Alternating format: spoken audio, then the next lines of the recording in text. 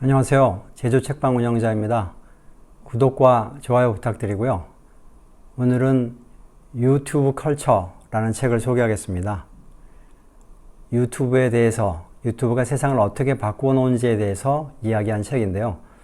요즘 유튜브가 우리의 세상을 굉장히 많이 바꾸고 있고 거의 세상의 모든 사람들이 유튜브를 사용하고 있는데 유튜브가 어떻게 탄생되었고 그것이 무엇을 바꾸어 놓고 있는지에 대해서 설명한 책입니다.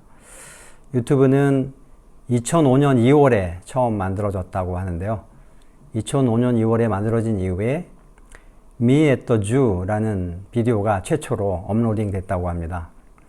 그리고 유튜브에서 최초로 100만 뷰를 받은 비디오는 호나우지뉴라고 축구 스타가 나이키 광고를 찍은 그 비디오인데요. 광고처럼 보이지 않으면서 호나우지뉴를 자연스럽게 출연시켜서 진짜로 홈 촬영 비디오처럼 만든 그런 광고였는데 이게 최초로 유튜브에서 100만 뷰를 달성한 비디오라고 합니다. 그리고 우리가 알고 있는 가장 유명한 유튜브 스타는 싸이인데요.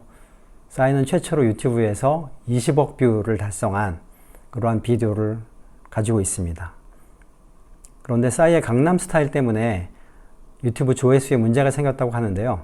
유튜브 조회수는 프로그램 된 데에 의하면 21억 4,748만 3,647회까지만 조회수를 기록할 수 있었다고 합니다. 그래서 이 문제를 해결하기 위해서 22억 뷰가 넘더라도 유튜브의 조회수가 올라가도록 개선하는 일까지 생겼다고 하는데요. 굉장히 많은 변화가 그동안 있었던 것 같고, 그리고 우리의 방탄소년단 BTS도 유튜브를 통해서 전 세계적인 스타로 거듭날 수 있었던 그런 계기였기 때문에 유튜브가 기존의 방송이나 이런 광고 시스템을 넘어서 세계적인 유명인사를 만들어내는 그런 시스템까지 갖게 되는 그런 놀라운 역할을 하고 있는 것 같습니다. 그리고 이렇게 유튜브가 2005년 2월에 만들어졌는데 불과 1년 후에 2006년 10월에 구글에서 유튜브의 가능성을 보고 전격 인수하게 됩니다. 인수 금액은 16억 5천만 달러였다고 하는데요. 1년밖에 되지 않고 계속 적자투성이었던 유튜브의 가능성을 한눈에 알아보고 그것을 인수하게 된 것이죠. 이 인수도 유튜브 사장하고 구글 사장이 식당에서 밥을 먹으면서 계약이 성사되었다고 하는데, 하여간 유튜브로서는 굉장히 좋은 컨텐츠를 만들어서 좋은 가격에 구글에 판매되는, 그러면서 세계적인 영향력이 있는 플랫폼이 되는 그런 일이 일어났습니다. 그리고 유튜브는 2005년 만들어지고 2006년에 구글에 인수된 이후에도 계속 적자투성이었다고 합니다. 유튜브가 적자에서 벗어난 것은 2010년이었다고 하는데요. 16억 5천만 달러를 투자하고 계속해서 적자가 나는 그런 사업임에도 불구하고 미래의 가능성을 보고 계속 투자를 한 것이 주요했다고 보여집니다. 현재 유튜브는 2008년부터 자막 기능을 120개의 언어로 자막을 넣을 수 있게 기능을 추가해서 기능을 업그레이드 시켰고, 그리고 2003년 기준으로는 유튜브 사용자가 10억 명에 달한다고 하고요. 2018년 기준으로는 Monthly Active User, MAU라고 하는데 이게 19억 명에 달한다고 합니다. 지구상의 거의 3분의 1 이상이 유튜브를 사용하고 있는 그 셈이라는 것인데요. 유튜브는 아시다시피 비디오, 시각 정보를 처리하는 그런 플랫폼입니다. 사실 우리의 인간의 뇌는 언어나 다른 것보다도 시각을 처리하는 데 굉장히 특화되어 있다고 합니다. 그래서 말로 처리하는 것, 글로 읽는 것보다 비디오를 통해서 시각적으로 우리 정보, 뇌의 정보를 들어가는 것이 굉장히 빨리 처리할 수 있고 빨리 이해할 수 있고 그렇게 시스템이 되어 있다고 합니다. 현재 스마트폰이나 아이패드를 통해서 우리 유아들도 유튜브를 보게 만들고 있는데요. 우리의 뇌가 시각 정보를 빠르게 처리할 수 있기 때문에 2살 먹은 애도 3살 먹은 애도 아이패드를 보면서 화면을 터치해서 자기가 좋아하는 화면을 고를 수 있는 것은 우리 인간으로서 보면 당연한 그런 뛰어난 능력을 사용할 수 있는 그런 당연한 결과인 것 같습니다. 그런데 과연 이렇게 어려서부터 아이에게 시각 정보를 처리할 수 있는, 시각정부터 만나게 하는 이런 교육 방법이 바른 것인가에 대해서는 좀 생각해 봐야 될 것 같습니다. 왜냐하면 우리의 정서나 우리의 능력 이런 것들은 시각 정보가 아니라 언어나 글을 통해서 더 발달하고 또 사회적인 인간이 사회적 동물이기 때문에 다른 사람들과의 관계 형성, 다른 사람들과의 대화 이런 것들을 통해서 인간적인 모든 것들을 배워나가야 하기 때문에 스크린으로 영상으로 먼저 배우게 하는 것이 과연 아이의 발달을 위해서 바람직한 것인가에 대해서는 좀 고민이 필요한 것 같습니다. 저희 조카 같은 경우에는 아이가 태어났을 때 비디오나 이런 것은 전혀 접하지 않게 하고 책을 통해서나 말을 통해서 교육을 시키는 것을 봤는데 이런 쪽으로 좀 스크린을 통제하고 영상 제공을 좀 통제하고 책을 읽어주거나 대화를 하거나 이런 쪽으로 유도를 하는 것이 아이의 발달을 위해서 더 바람직한 그런 것이 아닌가 생각이 됩니다. 유튜브는 아이가 자란 후에도 얼마든지 자기가 알아서 직접 체험하고 터득해 갈 수 있는 부분이 있기 때문에 어려서부터 영상에 너무 익숙하게 하는 것은 좋지 않은 그런 방향인 것 같습니다.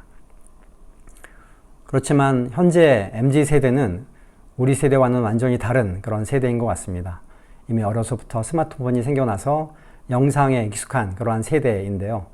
요즘 세대는 유튜브를 통해서 모든 것을 검색한다고 합니다. 모든 정보도 유튜브에서 찾고 보고서를 쓰는 모든 내용들도 유튜브를 통해서 얻는다고 하는데요. 그만큼 유튜브는 정보의 보고라고 볼 수 있는 것 같습니다. 그리고 요즘 세상에 있는 모든 정보가 2년마다 2배씩 되고 있다고 하는데 이 정보의 양을 2배씩 늘려가는 데 역할을 가장 많이 하고 있는 것이 유튜브라고 생각이 됩니다. 자기가 좋아하는 분야에서 크리에이터로서 지식을 창출하고 생산하는 그러한 일들을 많은 사람들이 하고 있고 점점 더 그런 사람들이 늘어나고 있고 이렇게 사람들이 만드는 창작물들을 서로 활용하고 제공하면서 사는 것이 일상이 되었기 때문에 우리의 문화 자체는 이제 유튜브 문화라고 해도 과언이 아닌 것 같습니다. 그리고 유튜브 세대와 이 과거 세대를 좀 비교할 수 있는 그런 비교점이 있을 것 같은데요. 제주에는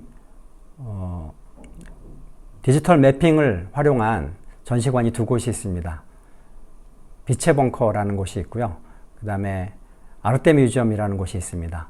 이 2곳이 디지털 매핑을 활용한 영상을 활용한 전시관이긴 한데 퀄리티 면에서 좀 차이가 있고요. 컨텐츠 면에서도 좀 차이가 있는 것 같습니다. 빛의 벙커는 똑같은 기술을 사용하지만 예술 작품을 고흐라든가 세잔이라든가 이러한 사람들의 예술 작품을 음악을 넣어서 감상할 수 있게 만든 그런 곳이고요. 아르테 뮤지엄은 예술 작품이 아니라 그냥 우리가 자연 속에서 만날 수 있는 동물이라든가 신비한 형상이라든가 바다라든가 이러한 영상들을 만들어서 상영하고 있는 곳입니다. 두 뮤지엄의 이용 형태도 좀 다릅니다. 빛의 벙커 같은 경우에는 영상이 한 30분 정도 계속되는데 30분 동안 사람들이 바닥에 앉아서 그것을 감상하는 예술작품을 감상한 것 같은 그런 형태로 감상을 합니다. 근데 아르테 뮤지엄은 전혀 다른 형태로 감상을 하게 되는데요. 각각 다른 여러 장면들에서 이용자들이 사진을 찍는 일에 굉장히 전념합니다. 파도 앞에서 사진을 찍는다든가 유리방 안에서 사진을 찍는다든가 사진을 찍는 일이 거의 아르테 뮤지엄의 주 행태입니다. 빛의 벙커가 30분 동안 머물러서 감상하는 그런 것에 비하면 아르테 뮤지엄은 전혀 상반되는 그러한 형태를 보이는 곳이라고 하는데요.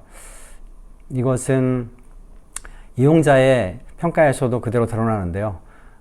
나이가 든 올드맨들의 경우에는 빛의 벙커가 훨씬 낫다고 얘기하고 젊은 MZ세대들의 경우는 아르테 뮤지엄이 훨씬 낫다고 얘기를 하는 것 같습니다. 여러분이 만약에 아르테 뮤지엄이 굉장히 더 빛의 벙커가 마음에 드신다면 여러분은 MZ세대이시라고 볼 수 있고요. 아니다, 빛의 벙커가 훨씬 낫고 아르테 뮤지엄은 비교할 수도 없다라고 얘기한다면 아마 여러분은 올드 세대라고 얘기할 수 있을 것 같습니다. 그런 정도로 우리 행태가 많이 바뀌고 있는 것 같습니다. 아르테 뮤지엄이 예술적인 면에서 보면 좀 떨어지는 것 같지만 MZ세대의 그런 가치관에서 볼 때는 굉장히 잘 그런 문화들을 잘 캐치해서 잘 가고 있는 그런 행태인 것 같습니다. 이 유튜브도 마찬가지인 것 같습니다. 사람들에게 구독자 수를 늘리고 좋아요를 받으려면 사람들이 좋아하는 거, MZ세대들이 좋아하는 거, 흥미를 있어야 하는 그런 것들을 올려야 되고 재미있는 것들을 올려야 되는데 요즘 유튜브에서 잘 나가는 사람들을 보면 주로 여행 유튜브 아니면 먹방 유튜브 이렇게 사람들의 어떤 불만들을 해소해주고 대리 만족시켜주는 이러한 것들이 굉장히 인기를 끌고 있는 것 같은데 세상의 문화 자체가 그렇게 좀 쾌락을 추구하고 더 재밌는 것들을 추구하고 그렇게 되는 것 같습니다. 유튜브가 이러한 현상들을 더 끌어올리고 있는 것 같은데 세상이 더욱더 풍요해지고 즐길 것이 많아지면서 유튜브가 이러한 즐기는 문화, 좋아하는 문화, 자기가 좋아하는 것을 따르는 이런 문화가 더욱더 심해지고 있는 것 같아서 유튜브가 인류의 행동을 굉장히 많이 바꾸어 놓고 있는 그런 것 같습니다.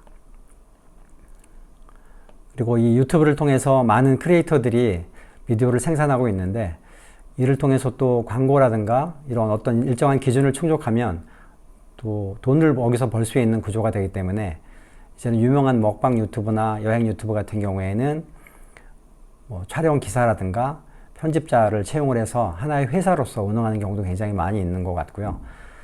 그리고 중국 같은 경우에는 왕홍이라고 해서 개인 유튜버가 상품을 선전해주고 광고비를 받는 이러한 일이 굉장히 대세가 되고 있다고 하는데 전통적인 미디어는 이제 많이 사라진 것 같고 개인 크리에이터들이 그 자리를 대신하고 있는 것 같습니다.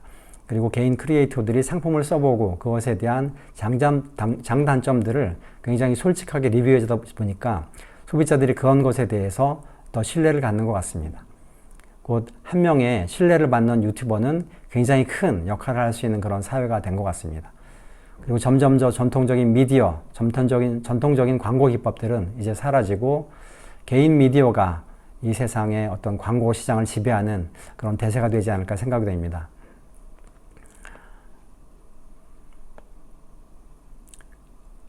이렇게 유튜브는 오늘날 세계에서 가장 강력한 그런 플랫폼이 된 것 같고 유튜브를 이제 이용하지 않는 사람은 거의 없는 것 같습니다. 그리고 유튜브에서 많은 것들을 재미를 찾거나 여러 가지 것들을 생산하는 그런 세상이 된 것 같은데 이러한 세상에서 우려가 되는 것은 이 유튜브를 통해서 돈벌이가 되다 보니까 자극적인 것들을 유튜브에서 올려서 사람들을 끌어모으는 그러한 일도 굉장히 횡행하는 것 같은데 이러한 쪽으로 좀 거짓 정보들 또 사람들을 현혹하는 사람들을 속이는 그래서 돈을 벌려고 하는 이러한 그 좀 네거티브한 측면들은 개선이 필요한 것 같습니다. 이런 것에 대해서 구글도 그렇고 우리 이용자들도 그렇고 유튜브가 좀 더 건전한 방향으로 거짓 정보를 생산하는 못된, 잘못된, 부정적인 영향을 끼치는 그런 플랫폼이 아니라 사람들에게 선한 영향을 끼치고 좋은 정보를 제공하고 긍정적인 메시지를 전달하는 그러한 플랫폼으로 거듭날 수 있도록 많은 사람들의 노력이 필요해 보입니다. 그래서 우리는 우리를 혹하게 하는, 우리를 속이려고 하는 그런 거짓 정보들에 현혹되지 않고 진정으로 이 세상을 더욱더 풍요롭고 아름답고 긍정적으로 만드는데 도움이 되는 그런 컨텐츠들을 만들고 그런 컨텐츠들을 좋아요 해주는 그러한 문화가 필요하지 않을까 생각이 됩니다. 이제 세상은 정말 많이 바뀐 것 같습니다. 전통적인 미디어, 전통적인 영화, TV 이런 것들은 이제 많이 영향력이 축소된 것 같고 개인 미디어인 유튜브의 영향력이 갈수록 커지는 것 같습니다. 이런 것들에 대해서 우리 자신도 이런 것들이 긍정적으로 활동할 수 있게 지켜봐야 될 것 같고 우리 아이들도 이 유튜브를 긍정적이고 좀 좋은 방향으로 활용할 수 있도록 교육시켜야 될 것 같습니다. 이상 오늘 유튜브 컬처에 대해서 말씀드렸습니다. 고맙습니다.